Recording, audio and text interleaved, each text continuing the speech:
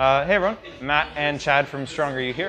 Today we're going to go through a few key points that we talk about with coaching the bench press. So making sure that you're setting up proper trunk and shoulder blade position, as well as timing your leg drive properly, and some drills that you can do to improve on those. So first thing we'll try to look at when we're looking into improving a lifter's bench press is making sure that they're setting up their arch properly and bracing into it to where they're supporting their body position and not fighting themselves as they go through. So if you're kind of crunching down with your brace when you're trying to keep an arch in your bench press, obviously you're fighting yourself. So first thing we'll look at on the bench here is I'll get Chad to be my test dummy. So you're gonna lay on your back here, Chad.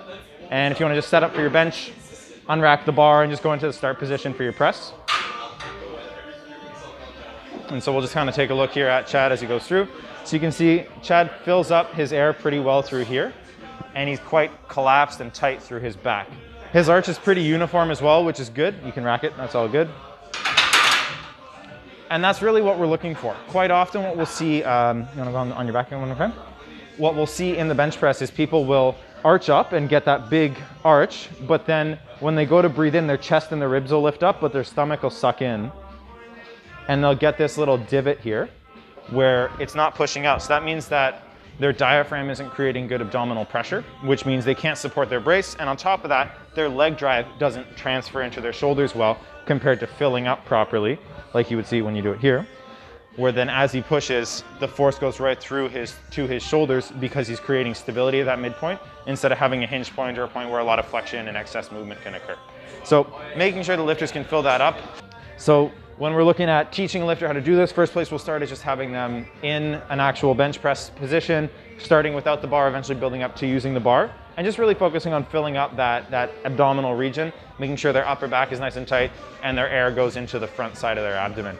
If that's not really making sense and we're seeing lifters still kind of crunch down or vacuum in, we'll get them onto their hands and knees and we'll use gravity to our advantage. So if you want to go here, and we'll just wheel this bench in. Yep. So you're gonna go, yeah, we're just filming, thanks bud. So you're gonna go hands and knees here, Chad, and turn 90 degrees. Yeah, right there's great. Okay, so scoot back towards me a little. Yeah, okay. So with Chad here, we're gonna have him think about trying to get nice and tall through his shoulders, and then you're gonna take one hand off the ground and put it across your abs.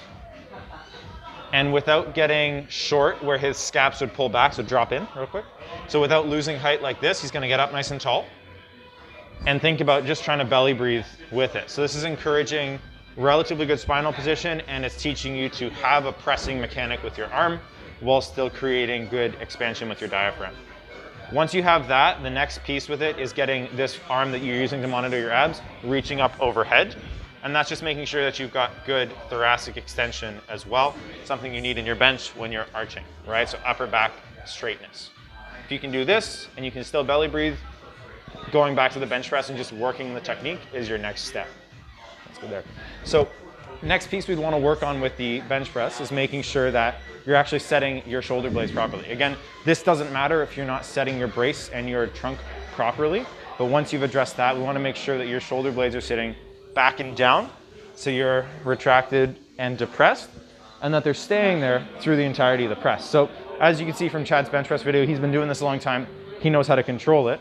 But a lot of times we'll see lifters where as they press, want to give me a bad one? Okay.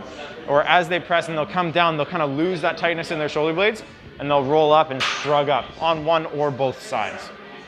So ends up looking something more like that, where the elbows track backwards and yeah, the bar touches quite high. It's just not as controlled, not as efficient.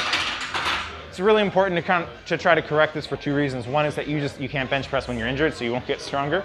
And the second is just it's an inefficiency, right? Those smaller muscles in your shoulders, rotator cuff musculature especially, don't do a great job of moving the weight like your pecs do, but they do a really good job of helping to stabilize. So if you're trying to use your stabilizers for moving purposes, they're just not going to do a great job and you're losing efficiency there.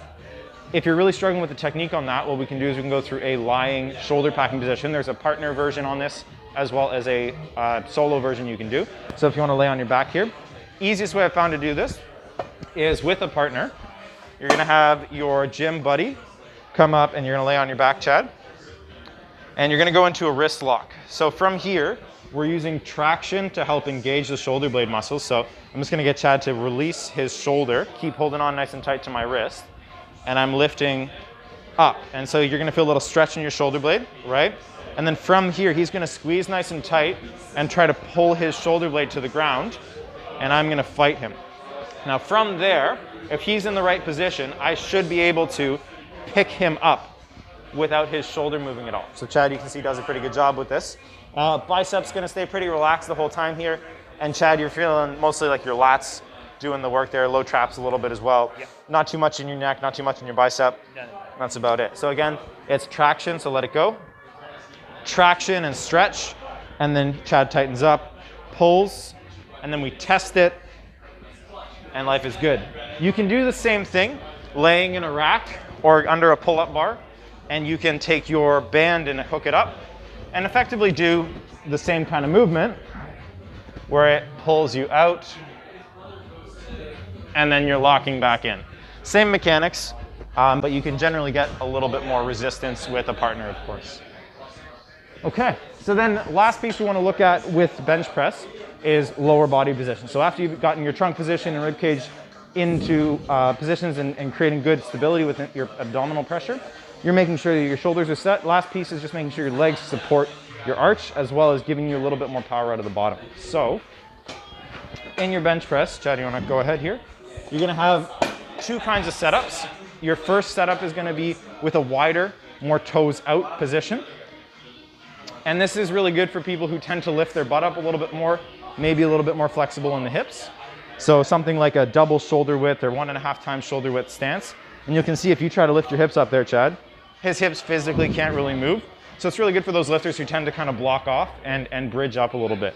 Second stance, I find most lifters tend to do a little bit better with this when they want to be more aggressive with their leg drive, is a narrower stance where your feet are together, feet are almost hugging under the bench, and the knees hug into the bench, toes are pretty straightforward. So what that allows Chad to do is as the bar comes down, he can kind of wind up with his legs and then push off of his legs at the bottom. So you can go ahead here. Chad benches with a little bit of a narrower stance in competition, so we'll stick with that. But as he comes down, you see he winds up and then he can heave, or not heave necessarily, but drive quite well from the legs because he's got all this extra movement and his legs are in line with the direction he's trying to push. That's about it. Making sure a couple other things we're looking at is that the toes are pushed right into the end of the shoes. That's just making sure that you're actually pushing in the right direction, and that as you initiate the press, your legs push at the same time. So making sure that as you come down, you want to show real quick?